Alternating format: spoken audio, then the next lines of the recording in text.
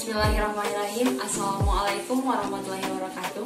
Alhamdulillahirrahmanirrahim. Wabihi nasta'in wa ala umuri dunia wadin. Wassalatu wassalamu ala hadin nabiyil karim wa ala alihi wa sahbihi ajma'in. Amma ba'du. Baik, apa kabar semuanya teman-teman, rekan-rekan dimanapun kalian berada. Semoga Allah senantiasa melancarkan dan memudahkan urusan kita semua. Amin Allahumma ya rabbal alamin. Sebelum dilanjut ke video selanjutnya, di sini saya mau perkenalkan diri. Nama saya Fadlah Mubarakah dari Fakultas Tarbiyah Pendidikan Agama Islam Cipasung.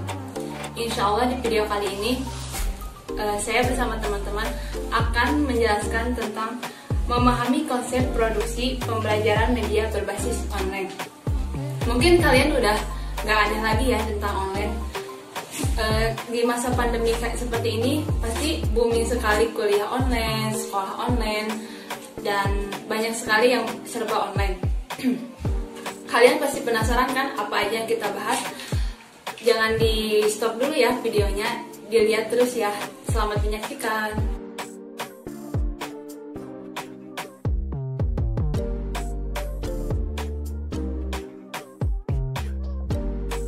Bismillahirrahmanirrahim. Perkenalkan, nama saya Muhammad Jawad.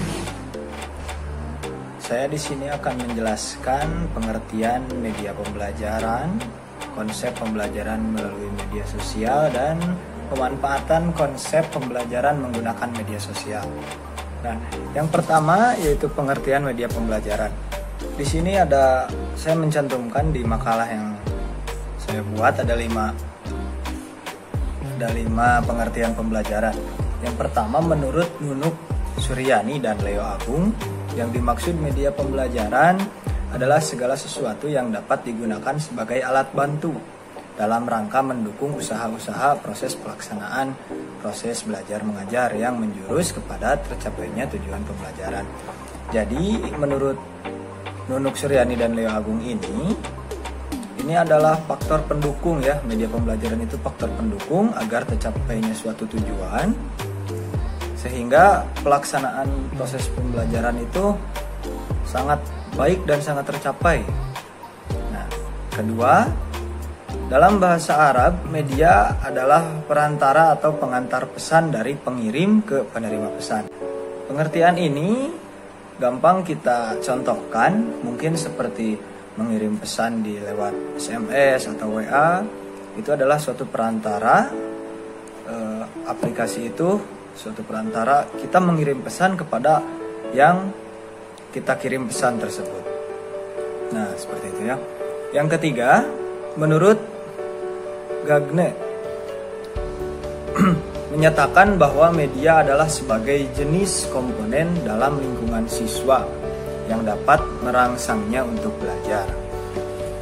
Jadi media pembelajaran ini biasanya dalam hal TIK ya, Teknologi Informasi dan Komunikasi, itu bisa merangsang siswa untuk lebih belajar, untuk lebih giat dalam semangat.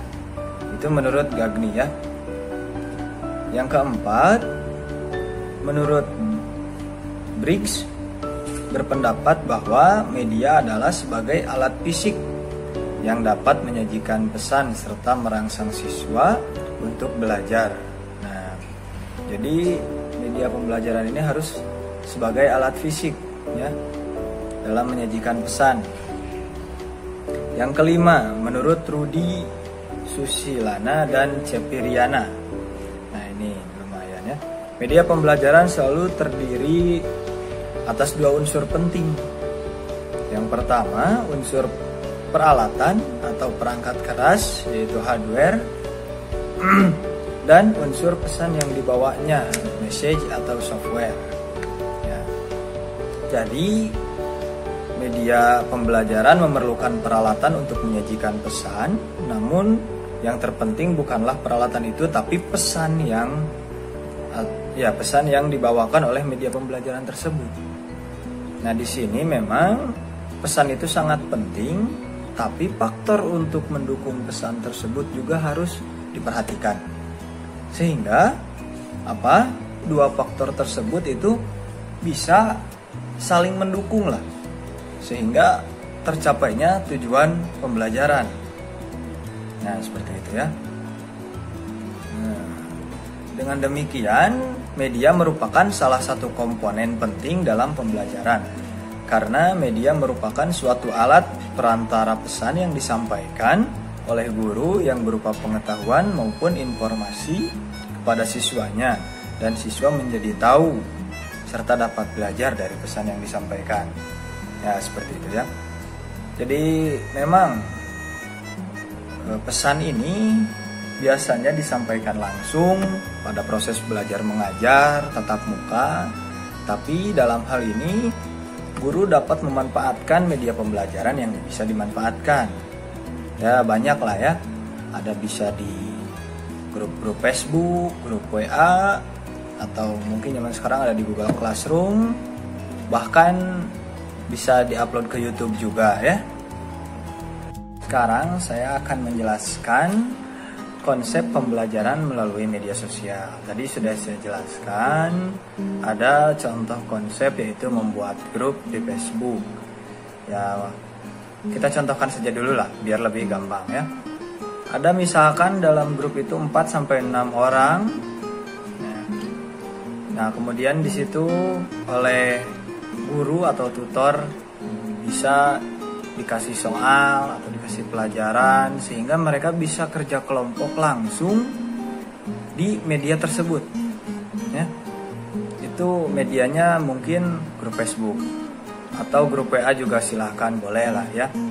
Nah, sehingga dalam hal seperti ini si murid tidak harus selalu pergi ke rumah temannya untuk berdiskusi, tetapi bisa menggunakan media pembelajaran yang ada ya.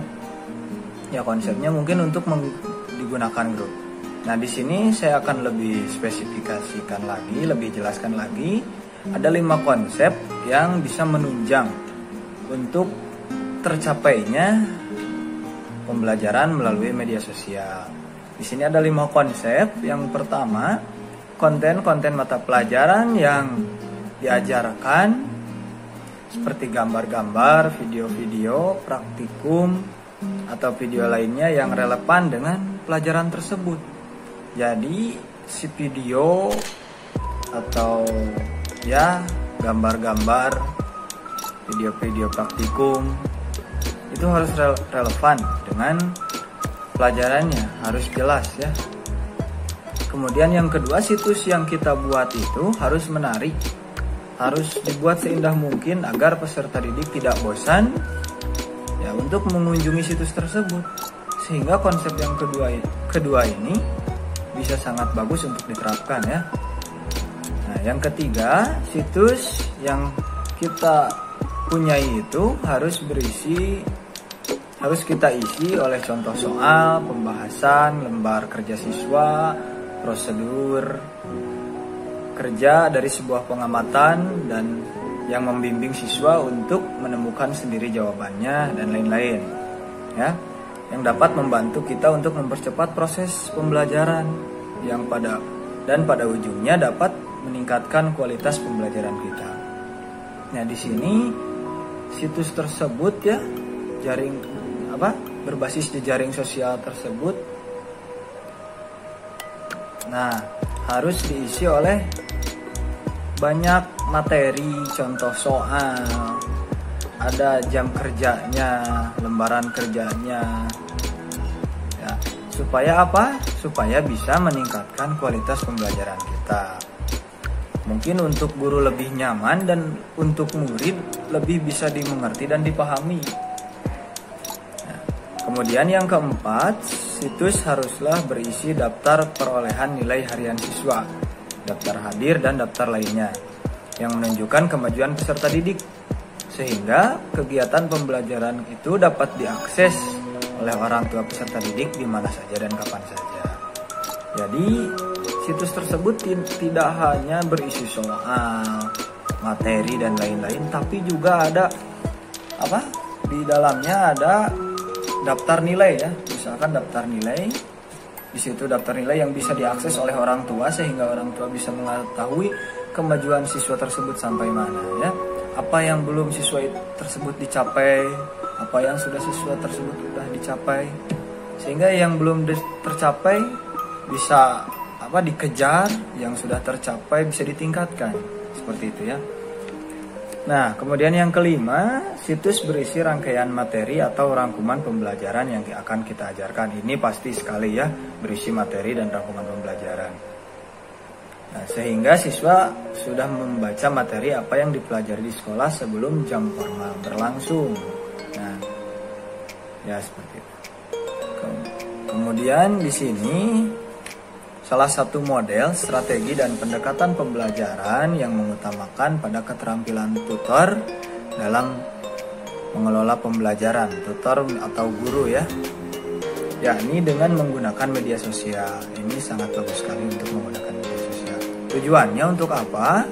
Tujuan pokok pembelajaran melalui media sosial adalah untuk meningkatkan motivasi dan minat belajar, karena tidak dapat dipungkiri sekarang ini peserta didik zaman sekarang lebih sering berhubungan dengan media sosial, sehingga baguslah strategi seperti ini diluncurkan untuk sekarang, dipakai untuk zaman sekarang, karena emang peserta didik zaman sekarang tidak bisa dipungkiri sangat berhubungan erat lah dengan media sosial.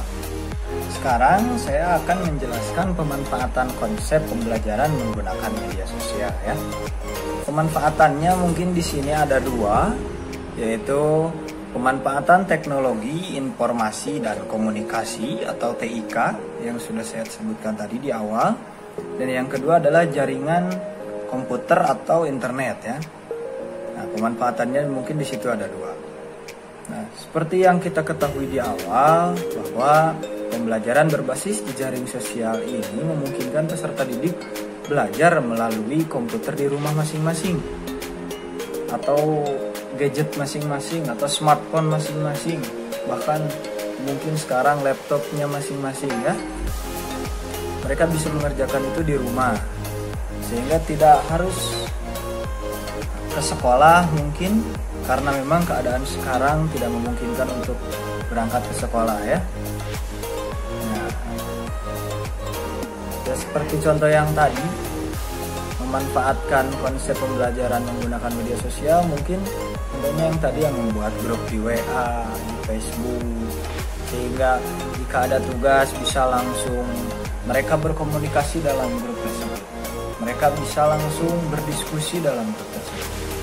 Nah, jadi memang pembelajaran berbasis sosial atau social network ini bisa diakses dengan internet, lebih gampangnya seperti itu ya, diakses dengan internet di mana saja dan kapan saja, sehingga tidak susah untuk mereka belajar dimanapun kapanpun.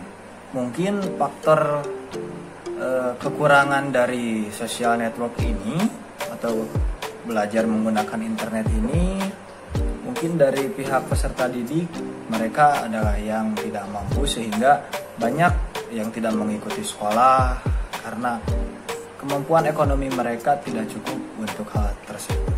Ya. Di sini mungkin guru harus lebih memperhatikan bagaimana keadaan peserta didik jika ada yang seperti itu. Nah, saat ini sudah banyak sekolah yang mengembangkan pembelajaran berbasis sebagai media pembelajaran berbasis internet ya, jaring sosial sebagai media pembelajaran. Tujuan utamanya adalah bagi sekolah atau bagi guru mata pelajaran adalah untuk mempermudah dan mempercepat proses pembelajaran.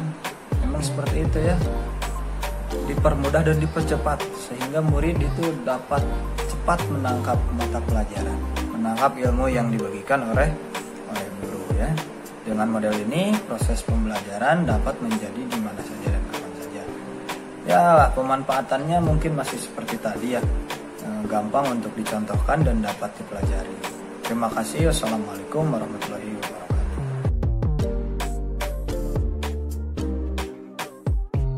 Assalamualaikum warahmatullahi wabarakatuh. Perkenalkan, nama saya Salsa Wirnawati. Di sini saya akan mengisi materi tentang pemanfaatan aplikasi Google Classroom. Ada beberapa manfaat dari aplikasi Google Classroom ini. Di antaranya yang pertama, mudah digunakan. Apabila Anda seorang pengajar ataupun seorang guru, Anda bisa melakukan pembagian materi dan tugas melalui aplikasi Google Classroom ini. Caranya cukup mudah, kita tinggal membuat direktori sesuai dengan kategori, kemudian meletakkan file pada direktori yang disediakan. Nantinya, kita bisa mendapatkan kode akses khusus yang bisa diteruskan ke siswa yang Anda miliki, sehingga mereka dapat mengakses direktori tersebut. Anda cukup buka aplikasi Google Classroom, buat direktori, letakkan materi dan tugas, bagikan kodenya, biarkan siswa mendapatkan akses dan memanfaatkan materi yang ada. Yang kedua yaitu hemat waktu. Karena semua dilakukan dengan cara media elektronik, tentu semua proses berjalan dengan sangat mudah dan cepat. Tidak ada hambatan dokumen fisik. Akses pada materi bisa dilakukan segera setelah siswa mendapatkan kode akses. Hasil kerja bisa diletakkan pada direktori yang disediakan. Anda bisa melihat secara langsung hasil kerja dan memberikan nilai sekaligus peringkat kepada siswa. Tentu, waktu yang digunakan akan jauh lebih singkat dan mudah daripada Anda harus membagikan materi dokumen fisik satu persatu, meneliti setiap kertas yang menjadikan media pengerjaan tugas dan sebagainya. Yang ketiga yaitu kerjasama dan komunikasi. Koordinasi dan kerjasama antara guru dan murid dapat ditingkatkan karena guru dan murid dapat melakukan komunikasi dengan intens tanpa harus terhalang waktu belajar di ruangan kelas. Ketika murid memiliki pertanyaan saat mengerjakan tugas, Anda bisa memberikan informasi yang diperlukan untuk merangsang semangat belajar. Ketika komunikasi yang terjadi lebih lancar, idealnya berbagai persoalan dapat lebih cepat diatasi. Yang selanjutnya yaitu penyimpanan data. Di era yang serba digital sekarang ini, menyimpan berkas dalam format digital jadi satu hal yang sangat umum dan bahkan sangat direkomendasikan. Pengguna Google Classroom ini memungkinkan Anda dan murid memiliki tempat yang penyimpanan bersama yang dapat diakses sesuai kepentingan tanpa resiko kerusakan fisik dan bencana alam. Selama kode akses dimiliki, selama itu pula Google Classroom dapat dimanfaatkan oleh setiap pihak yang memiliki kode tersebut. Dan lagi, ada juga tak perlu khawatir kehilangan dokumen karena semua terarsip secara rapi dan sistematis. Untuk selanjutnya yaitu efektivitas transaksi materi. Pembaruan fakta dan materi pembelajaran terus terjadi dari waktu ke waktu. Memang setiap kurikulum yang digunakan memiliki acuan jelas, namun ketika ada perkembangan terbaru sudah sewajarnya siswa mendapatkan informasi. Dengan akses yang dapat dilakukan setiap saat, hal ini jadi mungkin guru dapat memberikan update informasi dan materi secara secepatnya dan dapat dimanfaatkan oleh siswa pada saat itu juga. Dan untuk selanjutnya yaitu pemanfaatan aplikasi Zoom Cloud Meeting. Yang pertama, kapasitas ruang besar. Sebuah aplikasi pertemuan virtual tentu harus bisa menampung banyak partisipan dalam satu sesi konferensi. Seperti rapat pada umumnya, rapat virtual biasanya memiliki jumlah peserta yang cukup banyak. Aplikasi Zoom Cloud Meeting diklaim dapat menampung hingga 1.000 partisipan bahkan serta 10.000 penonton dalam suatu grup ruang live video. Yang kedua itu tersedianya berbagai fitur menarik. Pengguna bisa merekam dan menyimpan video selama meeting berlangsung, mengubah background sesuai dengan yang diinginkan, hingga menjadwalkan pertemuan online. Di samping itu pula, aplikasi Zoom bisa mendukung mempresentasikan file materi kepada partisipan lainnya. Baik partisipan maupun pemateri bisa mencoret-coret presentasi tersebut sehingga akan lebih mempermudah memperdalam materi. Yang ketiga yaitu fitur on-off. video. Jika dalam sebuah meeting pengguna tidak lagi membutuhkan wajah dan suara untuk ditampilkan, maka pengguna bisa mengatur untuk mematikan video ataupun audio. Kelebihan ini tentu saja akan menjaga partisipasi pengguna. Yang selanjutnya yaitu kekurangan dari aplikasi Zoom Cloud Meeting ini. Yang pertama, sampai saat ini belum tersedia dalam bahasa Indonesia. Yang kedua itu kurang begitu aman, dikarenakan bocornya data-data pengguna ke publik. Bukannya menyimpan rapat-rapat detail pribadi penggunanya, aplikasi ini malah memperluaskan data sensitif seperti wajah, lokasi pengguna, hingga jam login pengguna. Tak hanya itu saja, aplikasi Zoom ini disinyalir juga dapat dengan mudah diakses oleh hacker dan dapat bantuan software tertentu. Yang selanjutnya yaitu boros kuota. Biasanya aplikasi yang menampilkan video akan lebih banyak menguras kuota, begitupun aplikasi Zoom Cloud Meeting. Jangan heran jika nantinya paket kuota Anda cepat habis. Yang selanjutnya yaitu pemanfaatan Facebook. Facebook adalah sebuah social networking yang baru saja dirintis pada tahun 2006 oleh seorang mahasiswa Harvard yang bernama Mark Zuckerberg. Mark Elliot Zuckerberg atau Mark Zuckerberg lahir pada 14 Mei 1984 di Dow Ferry, Westchester County, New York, Amerika Serikat. Ide berawal ketika dia bersekolah di Exeter High School, New Hampshire. Saat itulah dia berkenalan dengan Adam D'Angelo. Zuckerberg lulus dan masuk Harvard University, awalnya membuat program course match yang memungkinkan mahasiswa di kelas yang sama bisa melihat daftar teman-teman sekelas. Namun ternyata hal tersebut juga diminati oleh mayoritas penduduk dunia sehingga menjadi sebuah jaringan yang begitu besar dan dapat dimanfaatkan untuk berbagai hal pembelajaran. Adapun fitur-fitur Facebook yang dapat digunakan sebagai media pembelajaran adalah yang pertama, Wall Facebook. Fitur ini bisa digunakan sebagai papan informasi. Yang kedua yaitu Facebook Note. Fitur ini bisa digunakan untuk membuat tulisan singkat atau handout perkuliahan.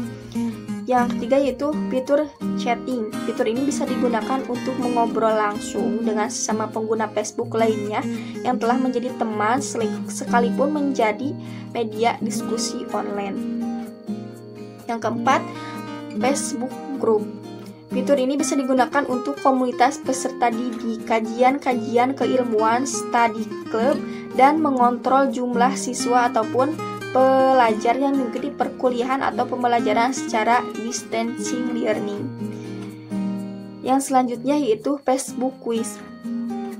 Dalam fitur atau fasilitas ini bisa dioptimalkan oleh guru atau peserta didik untuk latihan materi, untuk evaluasi pembelajaran lewat kuis online yang interaktif. Yang selanjutnya, Facebook Share. Fitur ini bisa digunakan untuk men-share materi, tulisan singkat, link, gambar, video, dan lain sebagainya.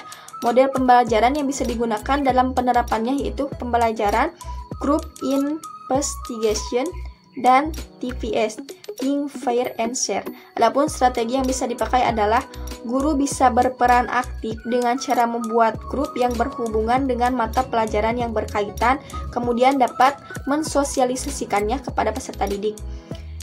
Terus yang selanjutnya, dalam grup, guru bisa berbagi sharing materi dari situs web lainnya, baik itu berupa link, gambar, video, dan lain sebagainya.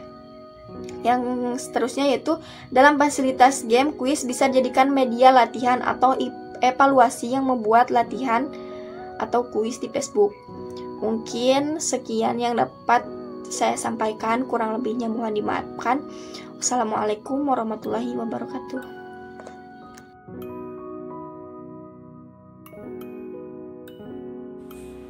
Assalamualaikum warahmatullahi wabarakatuh. Perkenalkan, nama saya Santri Ayu Nimatul Jana.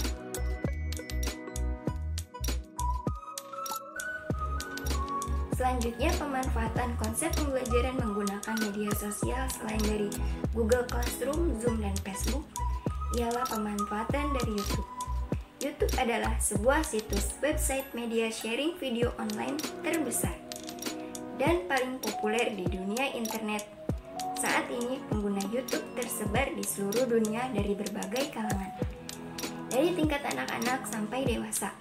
Para pengguna YouTube dapat mengupload video, men-share video, diskusi tanya jawab tentang video, dan sekaligus berbagi klip video secara gratis.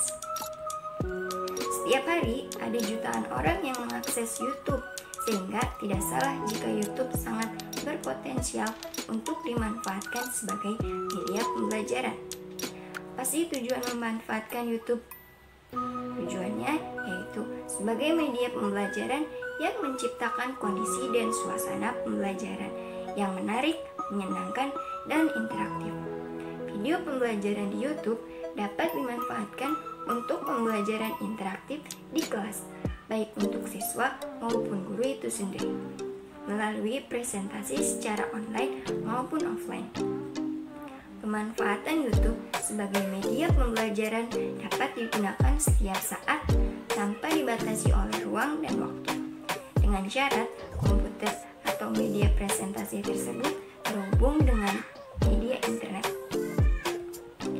Mengapa memilih YouTube sebagai media pembelajaran? Karena YouTube memiliki beberapa keunggulan sebagai media pembelajaran, yaitu potensial.